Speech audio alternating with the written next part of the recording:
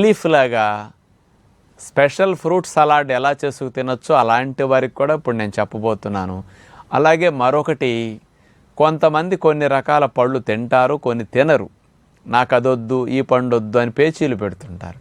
అలాంటి వారికి కూడా మన ఇంట్లో రకరకాల పండ్లు ఉన్నప్పుడు వాటిని కూడా తినిపించాలంటే వాళ్ళకి తెలియకుండా ఫ్రూట్స్ అన్నీ తినిపించే టెక్నిక్ కూడా ఈ ఫ్రూట్ సలాడ్ ద్వారా మనం చేయొచ్చు అన్నమాట.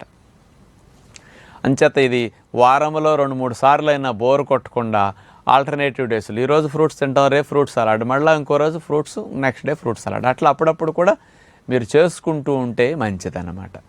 ఇంట్లో ఆడవారు ఒకసారి ఫ్యామిలీ అంతటికీ సరిపడా ఫ్రూట్ సలాడ్ ఇట్లా చేసేసుకుంటే ఇక వంట లేకుండా చక్కగా అలా బౌల్ పెట్టుకుని కావలసినట్టు ఫ్రూట్ సలాడ్ వడ్డించుకు తినొచ్చు అనమాట. మామూలుగా మీరు బయట ఫ్రూట్ సలాడ్లు ఏమైనా చేసినప్పుడు అందులో పాలు పోస్తూ ఉంటారు. మనం మాత్రం ఇక్కడ ఫ్రూట్ సలాడ్లో పాలు పోయకూడదు.